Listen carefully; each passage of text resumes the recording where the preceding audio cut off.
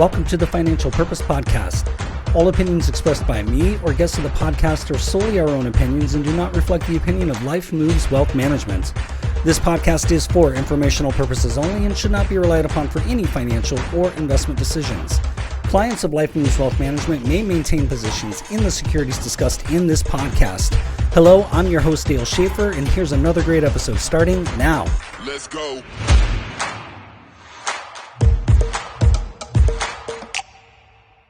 And welcome to the Financial Purpose Podcast. Today on the show, I am joined by a special guest. I have Sarah VanHoose, and Sarah is the owner of Journey to Influence. And Sarah, I've got a little bit of an introduction for you, but before I get into that, welcome to the show. Thank you so much for being on today. I'm happy to be here, Dale. Thank you. Excellent. So for those listening, Sarah with Journey to Influence is a small business and finance coach, and she has a really cool mission. It's helping entrepreneurs with getting more intentional with their time and their talents and their money, which are three hard things to argue with. And Sarah is a Ramsey preferred coach. So she's in the Ramsey network. And most importantly, probably, Sarah is married with two daughters. And they are, if I remember correctly, ages 11 and 9. 10 and 13. 10 and 13. So they aged since the last time we talked. They grow fast. They really do. No, we talked like last week. So apparently everybody had a birthday and off we go. So anyway, that's what I have. Sarah, did I leave anything important out? Is there anything that you would add to your introduction? You know, those are probably the most important things. We hail from the Pacific Northwest. So I'm out in Portland, Oregon, enjoying all 4 beautiful seasons over here. There you go. So we have 2 seasons here in Arizona, hot and not hot. So that's about it. So great. Well, Sarah, the reason that I thought this would be a fun podcast episode is we were connected through networking. And the more that you and I talk, the first thing is that you have an incredible money story that I thought would be really compelling to share. And then the second thing, there's some stigma between the financial community, between the people who are on the Ramsey side and people who are not on the Ramsey side.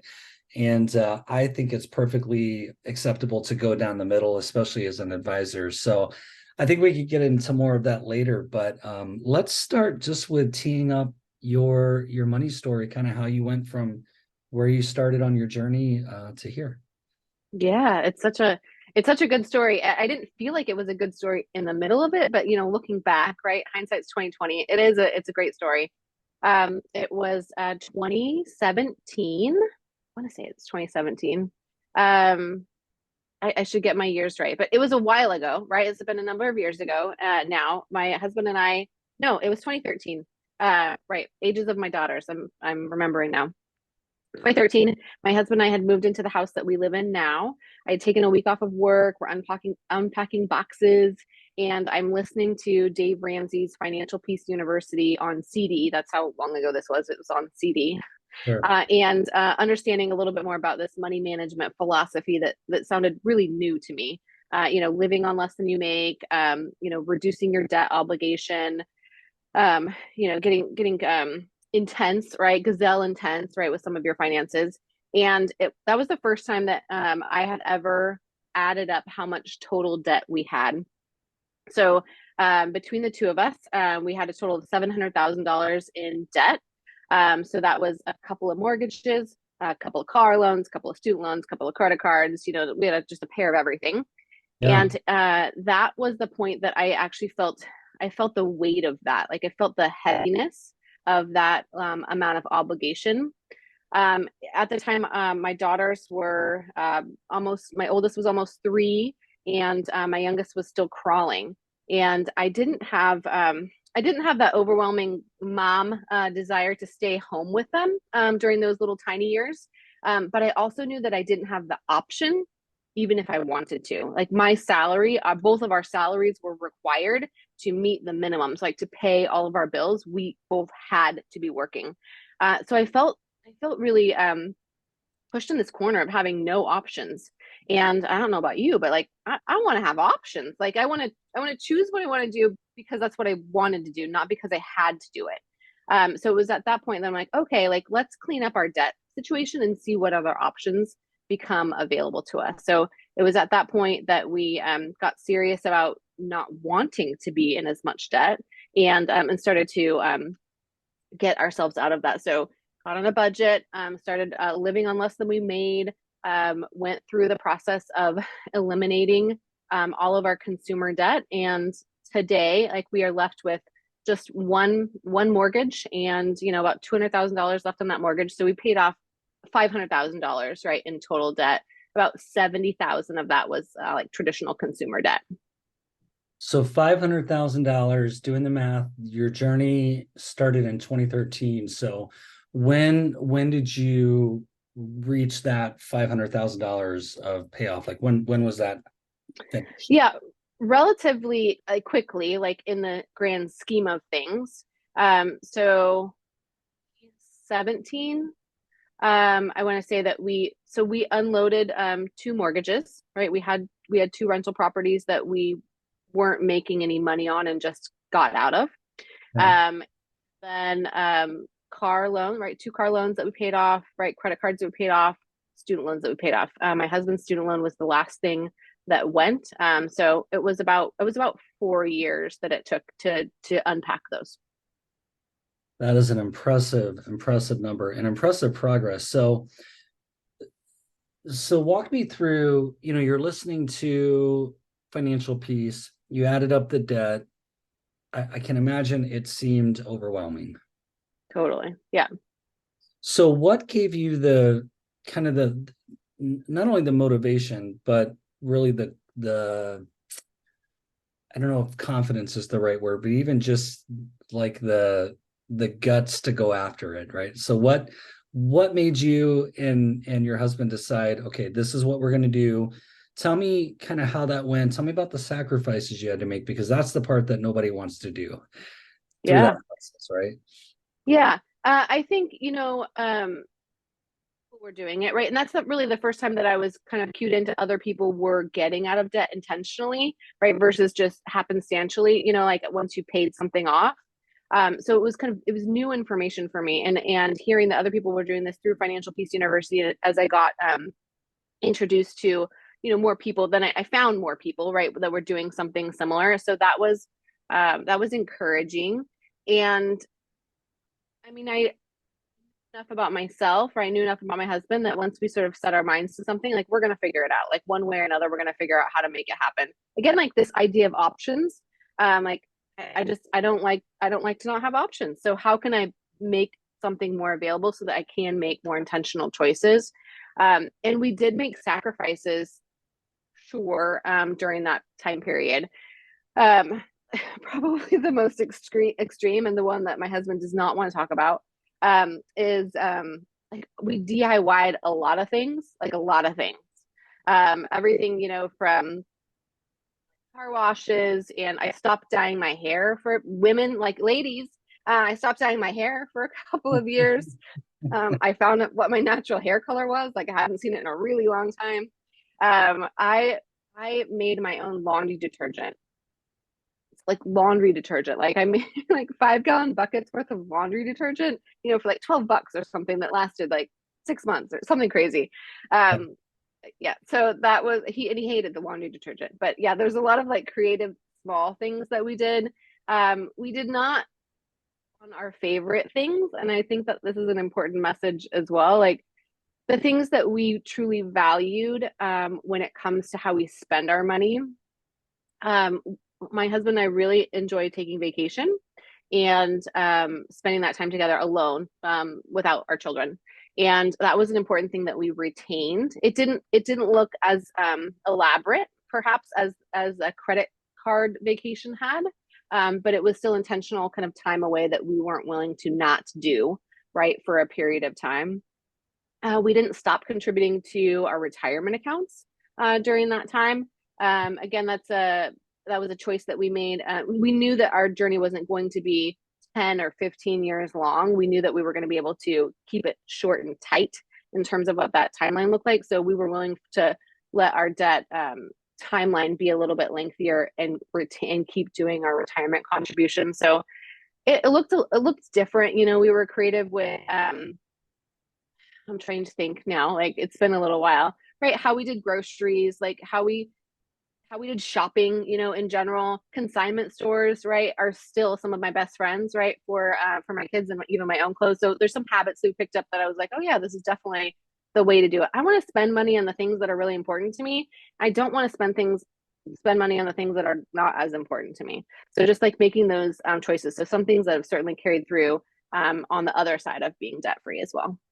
Yeah.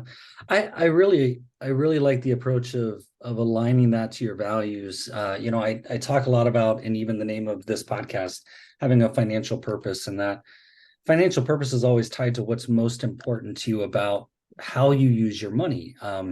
Because it gives you congruity in your choices, right? So if your choices are aligned with what you value, it's going to be easier to make those choices. If there's misalignment, then you're going to fight yourself financially. And so for you to be able to say, okay, we're going to tackle this, but we're not going to sacrifice what we value. We're going to sacrifice the things we don't value. So did you sit down through this process and go, okay, what's most important? What do we want to make sure we keep? What can we get rid of? I mean, is that part of the process that you did? Yeah, it was in that kind of like learning to budget process as we were trying to put everything kind of together. Probably we made plans for our money before, but it was really it was not thinking, right? It was like retrospectively, oh shoot, we spent more than we thought we should. We better take some money from savings to cover, right, what that looked like. Yeah. So instead, we started to be super intentional with what we were going to be spending on and sticking to that plan. And through that process, we realized, you know, there are things that we left out that we needed to add back in, or there were things that we had over exaggerated that we didn't really miss as much, right? And could modify at that point. So I think it was a continued conversation. It still is a continued conversation, right, about what makes it into our plan and how the ebbs and flows of life, right, need to be evident in our plans as well. Yeah. Yeah. Okay.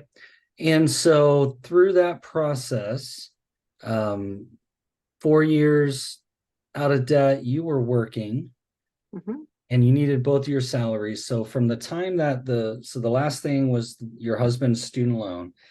And so that was 2017, 2018, somewhere in that time frame. Yeah. And so I know from our prior conversations, there was a decision or a tipping point for you. Mm-hmm. Oh yeah, yes, there was a tipping point for me. So yeah, 2017. I need to put this like sticky note on my computer so I remember my own timeline. All right, Yeah. 2017, we got to the point where we had a healthy amount of money in savings, right? Fully funded emergency fund in savings.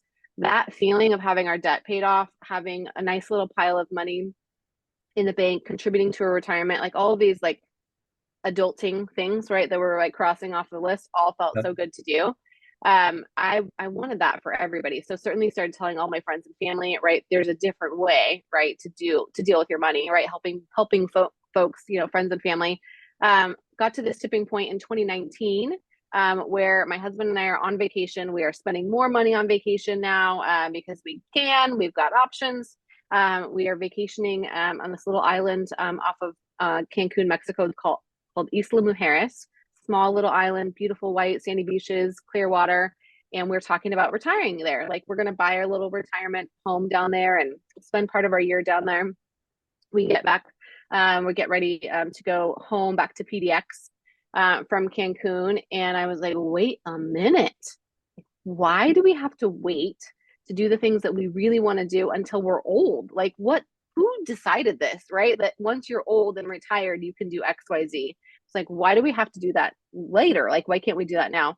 My husband kind of looked at me and asked me how many drinks I had had. And then he's like, so I was like, why don't we just do this now? You know, like, why don't we take our girls? We'll come down, we'll spend a year or two, you know, in Mexico. We'll have a sabbatical, a hiatus from regular life. We'll do life differently. And he's like, well, you make a plan for that and we will talk about that a little bit more. So I was like, all right, I will make a plan for that. So I take out my little airplane napkin, you know, the little small cocktail napkin that you get on your with your snacks, and Yep. I make a plan. I, you know, grab my pen, and I was like, I knew our finances well enough to be like, okay, this is what we would do like back home. This is what we could eliminate. This is how much I think we need, moving to Mexico. Here's the math. Here you go. Like, how's it look to you? And he's like, wait a minute, I'm going to need some more information. So, I get home, regular life, ensues. We still have two little girls, right, running around. We've got daycare expenses, all the things. And, I still cannot like scratch this itch that like doing life differently like is an option for us. So I bust out the Excel spreadsheet. I give him a detailed financial plan around how we can make this move work on a temporary basis, for a couple of years. And he's like, well, like, what about logistics? Like, what are we going to do for transportation? And what are the girls going to do for school? And like, I'm going to need some more information. He's a detailed kind of guy. Okay. So I was like, if you want this kind of information, other people are going to want this kind of information. I'm just going to document it in a blog. So I started blogging about this crazy idea that I had to move my family to Mexico for a couple of years and how we were going to do it. So as I researched, I shared the research. I talked about transportation. I talked about our finances. And what I found through that is that people were very intrigued around the financial side of this, that we had the option to do this. And what I knew is that the option to do this, like we had just we cracked the code of making sure that our finances were stable, our debt was paid off, so we could have more flexibility in the way that we did life, right, differently that way. So it was at that point that my husband had, I think that he thought he'd be able to shake me off, through this period of time. Like, you're not really serious. Like, this is going to fizzle out, right? And at one point he's like, I really don't want to move. He's like, my business is here. Like, we can vacation more if you want to, but I don't really want to move. And I was crushed. I was like, oh my gosh, how can I do this different life, right? This intentional living that I want to do differently here. I was burnt out, right, from my busy healthcare leadership job. I wanted to do something different. And I was like, I need to do something different. So at that point, it was again, my husband comes to the rescue and he's like, you love this personal finance stuff. You love leadership. Why don't you blend these things together and start coaching? So it was at that point that I connected back with Ramsey and got certified as a Ramsey preferred coach and did their master training and then opened my coaching business in January of 2020. Okay. So January of 2020, great time to start anything. Right. And so you start coaching, and who are you working with? Who do you want to work with through that process? Tell me a little bit about how you got started with that. What was your approach and kind of how you grew the business through the pandemic and then to where you are today? Yeah. So I grew my business in the wee hours of the morning and on the weekends, right? I was still working full time and, doing the smart and wise thing by letting my business have a runway before quitting my full time role. So it was, there were some long hours, right, in kind of building the business and building that runway for the first year and a half. So 18 months, I did double duty, both with coaching and then with my full time role, and then transitioned and retired from that role in July of 2021. During that time, I was primarily focused on personal finance, so helping people do what I did and figure out how to make a plan for their money and how to pay off debt primarily, right, was what their focus was. Yeah. Some people understand, everybody understands the concept, like they get it. Like, I know that I need to stop adding to my debt and start decreasing, right, what my debt load looks like, but actually implementing that and figuring out the strategies and approach that is right for them as individuals is where I came in to help support that and be that kind of encouraging accountability partner, right, to help walk them through that. So started talking to everybody about personal finances. That was the original focus. I found more entrepreneurs coming to me trying to unravel their personal versus their business finances, and then also make plans to increase their income, right? So we're talking about finances, right? There's kind of two ways to tackle this beast: increasing your income or decreasing your expenses, or a mixture of both, right, in order to get you some more margin to put towards your goals. So started working with more and more entrepreneurs when it came to, again, unraveling their finances and then looking at increasing their income. My background is in process improvement and strategy and efficiencies. And so I just applied that for them. Like, okay, let's make this more efficient. Let's figure out how to change your offers. Um, so I found more and more entrepreneurs that were attracted to working with me, and I love the level of motivation and grit, right, that entrepreneurs have. So I'm equally as attracted to them. So now I work almost exclusively with entrepreneurs that are working to increase their intentionality with all the things. So we work on both the finance side and also the business side. One of the things that I mentioned at the start of the conversation, and I know you and I talked about, is that the love-hate relationship that mostly advisors and a lot of advisors that I know have had in the past with anything that sounds like Ramsey, or even there's now another somebody who's written a lot about the topics that kind of crosses into that seems to be taking fire. So talk about why it is that the advisor community, because I know you've experienced this as well from our conversations, why is there such resistance to that level of personal finance? Mm. To the Ramsey level of finance, or Yeah, any kind of to me it's there's something about the level of personal finance where you have to, because some people who are attracted to Financial Peace University and go through that have to strip down a lot of their life and kind of reinvent and change a lot of things so that they can get out of the hole or get unstuck. And I listened to the Ramsey show enough, back in the day to know some of the situations that people are calling in with, and you're just like, oh my gosh, that is impossible. Mhm. So, but there's an element of where maybe it's because of the blanket advice that is given on the radio show, or because it just seems too simple. But there's some resistance to, and maybe it's just either you get it or you don't get it. Mhm. Mhm. So Yeah. what's your experience been with people who are willing to take on that kind of, let's just do real personal finance, good Mhm. financial literacy, versus people who are like, that's not for me. Yeah. I think that personal finance is personal. It's just so individuals. There are no two situations, right? Which makes my job always like so unique. There's no day is the same, right? Everybody is so unique. And I think at the core, we all want to be treated as individuals. We don't want to be lumped into this group of like do X, Y, and Z. It works for everybody. Well, it doesn't always work for everybody, and we don't. Nobody wants to be treated like cattle, right? It's like everybody is going in this direction. Um, so at the core, we need to be heard. We need to be understood. We need somebody to acknowledge the situation. Like so you have $25,000 in credit card debt. Okay. All right. So that happened. Like, what is it? Like, let's talk about it. Like, we really need to get behind. It's more than the debt, right? It's more than that initial story. Like, there's something deeper, right, in terms of behavior and some of our triggers when it comes to all of this money management. And you don't tackle those things on a 3-minute radio blip.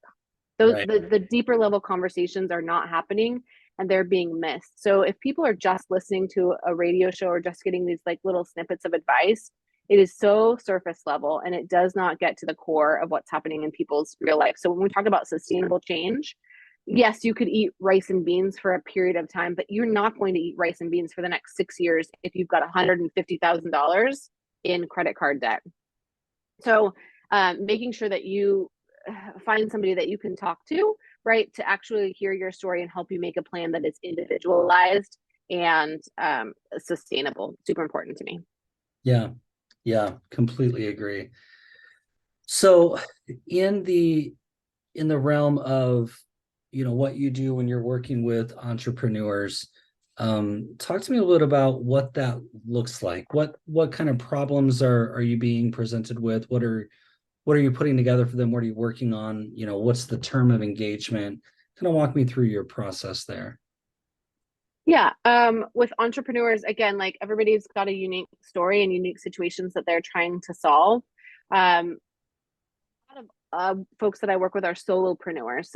So they have started this business, right? They're really great at their craft, and then they launched a business, right? They're gritty, they're hardworking. I love them. And they are not necessarily like business experts. They didn't go to business school, right? They didn't. They don't have a great or deep background in some of this other kind of basic business operations. And so I get invited into their conversation and into their business as finally somebody they can talk to about all the things, right? We can talk about your hiring, we can talk about your firing, we can talk about your budget, we can talk about process improvements and what are you doing for offers next? What do you really want to be doing?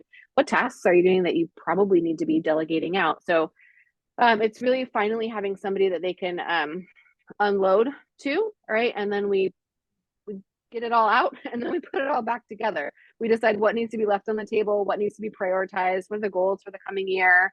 And then I walk beside them, right, as we begin to implement those things together. So there's some consultation, some consulting level, right, some coaching level, some strategy and implementation that goes beside that for this eclectic group of business owners that I work with. Yeah.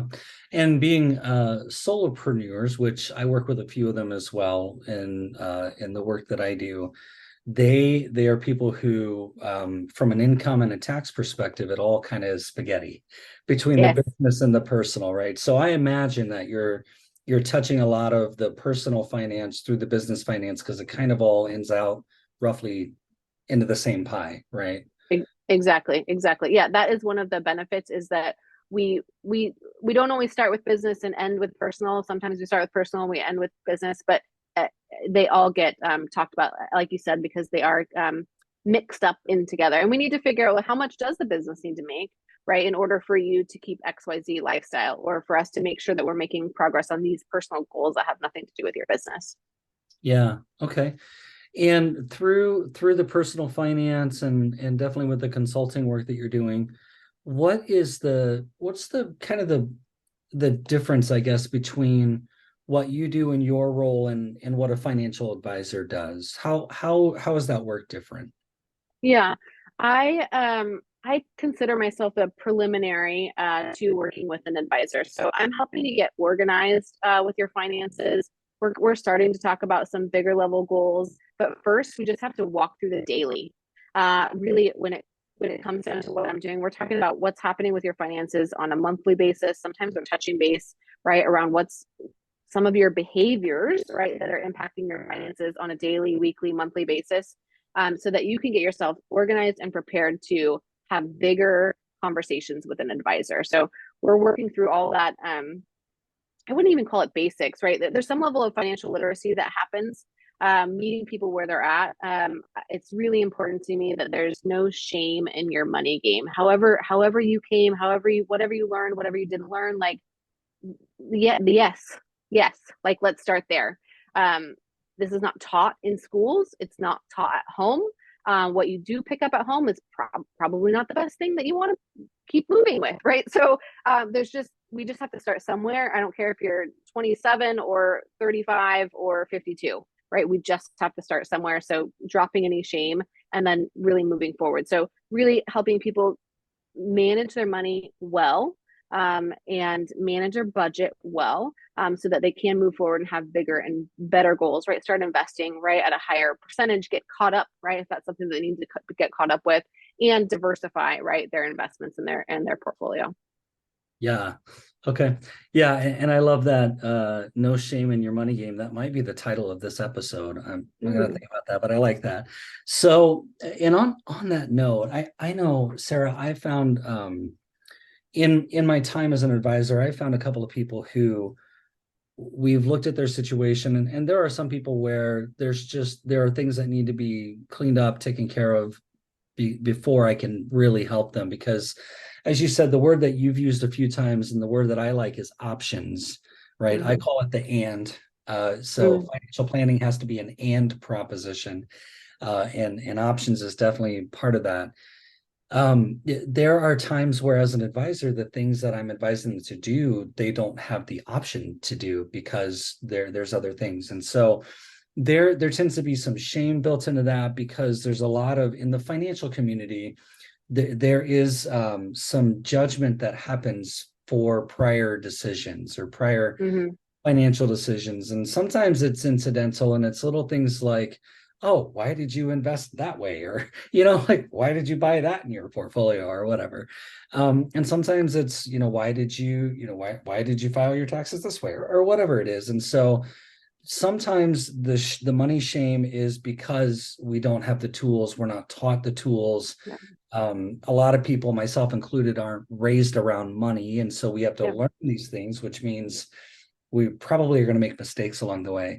So that whole element of getting away from money shame, I want to just touch on that a bit, because that can be one of the biggest stumbling blocks for people to be able to move forward, I think. Would you agree? Mhm. Yeah, absolutely. Yep. And the older that you get, the harder that it is. Yeah. And so is there a point where somebody is their situation's just too far over the edge where it can't be pulled back, or is that just really a bad assumption and there's hope for everybody at some way, some level? I think that there's hope for everybody. I think there's always an opportunity for us to get better, to do better, to learn more. Um, you just have to get started. I mean, you just have to have um, enough um, um, gumption to ask the question, like, can I be helped? Like, I don't know, like, because your situation, almost everybody feels hopeless, right? If you can't do it yourself, if you keep trying to DIY, DIY, DIY, and you're like, I am not making any progress. So inviting somebody into the conversation feels like a lot. Like it takes a lot, right, for somebody to click the button, right, or pick up the phone or do the next thing. To be like, I can't do it on my own. I don't know what it needs to do next. Mhm. So honoring that, I think, is really important, and just and making space for that. Like, okay, like this, how'd you get here? What makes this the right time to have this conversation? And again, like make it. It's important to me just to make it easy. Like it, finances. I think, especially it's usually white men, right? Talking about finances, right? We're wearing a tie. I'm glad you're not wearing a tie today, Dale. So like we need to make it more casual. We need to make finances more accessible. Uh, just some people talking about money, like it just doesn't have to be so stiff. So let's make it. We just need to make it more accessible, more casual, more comfortable. Yeah, I think that is a good point. I mean, there is definitely an element of I thought about this a lot setting up my firm, because I know the drill where you go in to meet with somebody, you fill out the 6-page intake form, and then you hand it to the person and they're thumbing through it. You're sitting across this big wooden desk. It's uncomfortable. You don't know if you're in the right room. You don't know what they're thinking, right? The advisor's trying to figure out what you're worth so they can know whether or not they can charge you, and like all this stuff. And it really is uncomfortable. But you're right, there is a weird element, and I find it tends to be a little different in certain parts of the country. So like the whole thing where some people, in the Midwest and the Northeast, you want your advisor to be suit and tie, maybe. Like that's the thing, but do you Mm-hmm. really? And then of Yeah. course, on this side of the country, it's a little more relaxed. And I was trying to think of the last time I was talking to a friend of mine on Friday, who's in a related industry, and he's always in a suit and tie when he goes to meetings. And I was like, when is the last time I wore a tie? Like I love wearing sports jackets and things like that, but I'm like, when did I wear a tie last? Because sometimes there's an air of that, giving you credibility. But I think, and I think you align with this as well, is that it's more about how you hold the conversation carries way more weight than the tie or the suit. Right. Right. And really, like, it's relational. Like what we do is relational. Like it is so important to establish a relationship. And I mean, I don't know that I want to have a whole lot of relationships with a whole bunch of people in suit and ties. Like that's not the level of relationship that I'm looking for. When you're talking about something as intimate as money, and money is intimate. Like we are talking about how you spend it, how you save it, what your goals are. These are intimate conversations. So like it's glass of wine conversation, right? It's cross your legs and in a pair of jeans or leggings and a messy bun. Like these are the kinds of conversations. Maybe you don't do the messy bun, Dale, but like it's this That's a bald accessibility joke. level of like it might be. But how do we help people get more comfort, right, with being able to truly tell us what their real goals are, right? We need more than surface level. We need their deep goals. And if they have deep goals, then it is our job, right, to help them unpack where they might be getting in their own way of getting to those goals. Yeah. Yeah. So I wanted to ask you, so let's say that there's somebody listening to this and maybe life has hit them a couple of times. So maybe there's a divorce, maybe there's, debt from school that they never finished. Maybe there's been a series of job changes and credit cards and maybe a foreclosure, or, I mean, just things that happen. Yeah. Because sometimes that happens to people. Sometimes it's none of those things, and it's somebody who has just earned really, really well, but they've spent really, really well along the way. And so there's just not a lot to work with, right? So I find that the shame about money exists all across the wealth spectrum. It doesn't really matter how much money you have. You've probably made a financial choice that you're just not, it doesn't sit well in the pit of your stomach when you think about it. Mm-hmm. So if somebody is looking at their situation and they've got some shame around it, they've made some choices. I'm not going to call them bad decisions. Sometimes they're just choices that you have to make. Sometimes they are bad decisions, but those things happen. But how does that person say, okay, I'm here, I don't like where I am, I need to do something, I know I need to do something, I don't even know where to start, I don't know how to start the conversation, I don't know who to call. How does that person get started? Yeah. I think one of you called it out here, like this big financial regret, quote unquote, right, that somebody may have. Um, Coming to the table with him, like, oh, okay, I feel like I made some mistakes. And now I'm ready to do something about it. So it's honoring the choice to face, right, what may have happened before and decide to do something different. So I just think there's huge courage in deciding that this isn't going to be your story anymore, and that you're choosing, right, to get support in choosing a different path, right, or putting down that book, right, and starting a whole new book, right, a whole new chapter of what's happening in your life moving forward. So it's honoring that courage, it's being courageous, right, and doing that, and reaching out to Dale and being like, okay, I now what, right, now what, no shame, don't judge me, right, but now what? And I think that's part of it, like you've got to stop judging yourself, so that you can move forward. Yeah. Yeah, I just wrote down what you just said. This isn't going to be my story anymore, because that statement is powerful, because I think a lot of these money choices, money habits, they get wrapped up in identity, right? Mm-hmm. And Yeah, so that's definitely I think the shame as much as the identity is probably a good showstopper for a lot of people. for sure, for sure.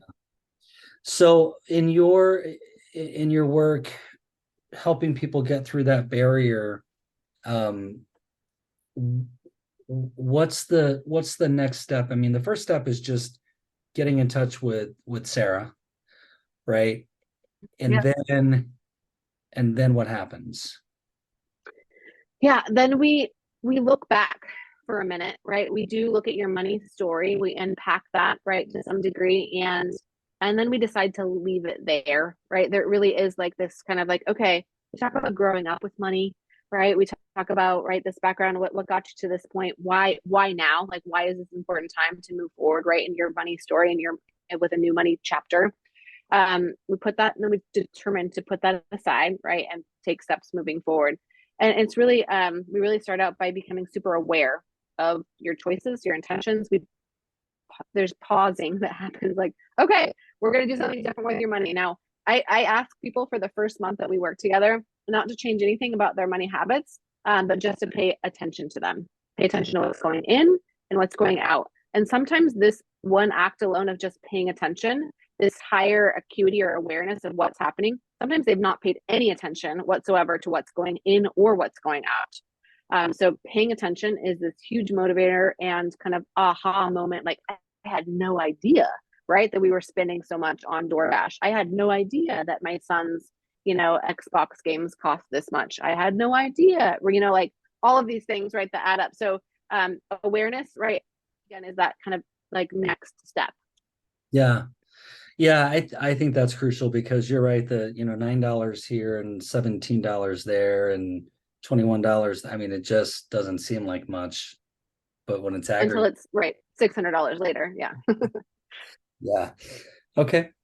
And then do you have through your process, do you have tools that helps people kind of get set up with things like being able to track cash flow in and out and move through a step toward some sort of graduation point? How does that kind of that Yeah. I like to use what I call the Journey to Thrive framework. So, steps that I take folks through. So, we start out by dreaming. Sounds super cheesy, but it's really important. We talk about goals and like big, even better, right? We talk about your dreams. So often people have been limited to just thinking about their goals, like, oh, I just want to get a debt out of debt, or you just want to get that credit card paid off. Like, please tell me you got bigger goals than that. Like, let me give you permission to dream bigger than just having your debt paid off. That's when you can really start seeing options, and your debt payoff is a small hurdle, right, on your way to something bigger instead of the end game. Next up is to prep. We prep your head and your heart for change. Um, Finances is really, all about behavior more than it is the math. So thank goodness, right? Because I wasn't that great at math, right? We're talking about behavior instead. So we're going to prep our head and our heart for some change. The third step is to make a plan. We often call this a budget, but we could call it a spending plan as well. So we make a plan to get you to goal, often as it's intermixed with your finances. And then the fourth step is to flex and be flexible. If things are going to happen, life is going to happen, like things are going to get in the way, but I want you to stay on plan. So how it's really a skill to be flexible within your plan. And then the fifth step is to thrive. It's to celebrate. We are terrible about celebrating. Like, you get to a goal and you're like, great, what's the next one? No, like, we need to take a minute, right? Take a beat and pause and reflect, so that you can just acknowledge what happened. And again, we're looking for sustainable change. So being flexible and celebrating those successes is important before you start and you do it all over again. New goal, right? New prep, new plan, new flex, new thrive. Yeah, I love it.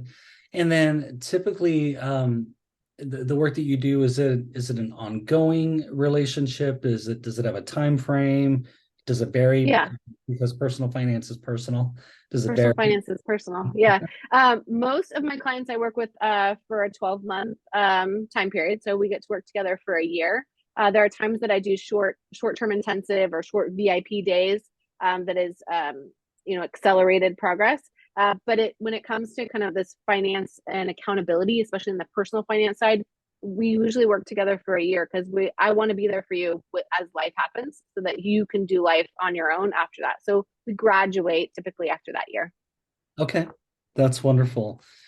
And as we kind of, head to wrap up here, Sarah, we covered a lot of ground, I think. I mean, there's just we probably could keep talking for another couple of Yeah. hours and scratch the surface of personal finance and philosophy around that. But I really like the approach that you take. So um, for somebody who's been listening to this, what's maybe a good takeaway or even just a next uh, actionable step that they can take from this conversation to go forward? Yeah. I think if you're listening to this podcast, you're already intrigued, right? You're interested in personal finance. So there's some level of desire to do something different. I think do the next best thing for yourself, right? Take some level of action, right? So listening is great, right? I'm a big fan, right, of listening and getting more information in. What are you going to do with it? Like, what action steps are you going to take, right? You're going to reach out to somebody to ask for help? Are you going to stop shaming yourself for what happened when you were 27? Like, what action can you take out of this in order to move forward when it comes to having more options for yourself? I love that. Love that. Just take the next step, make the next phone call, send the Yeah. next email, right? Get Yeah. get somebody who can help you through that. Yeah. Yeah. Yeah, Absolutely. love it. And Sarah, tell listeners how they can get in touch with you. Yeah, best way to do that, my website is myjourneytoinfluence.com, or I'm over on Instagram and Facebook at Journey to Influence. Okay. And I'll put all of the links to those in the show notes as well so people can reach you. And I just started following you on Instagram, and there's some really cute videos with you and your daughter. So Yeah. a lot of cool stuff there. So very helpful. Sarah, is there anything else that you would add to the conversation or that you think would be important for us to end with? Yeah, I think we covered man, we covered it all the things, right? Funny stories, shame and guilt, options. Again, like take action, like do yourself a favor, drop your shame, drop your guilt, and just move forward. That's I love it. That's the mic drop for the podcast. So, Sarah, thank you so much for talking with me today and coming on the podcast. This has been a great conversation. it. Yeah, thanks for having me, Dale. My pleasure. All right. Until next time, take care. If you enjoyed this episode, be sure to like, subscribe, and share. Learn more about your financial purpose at lifemoveswealth.com.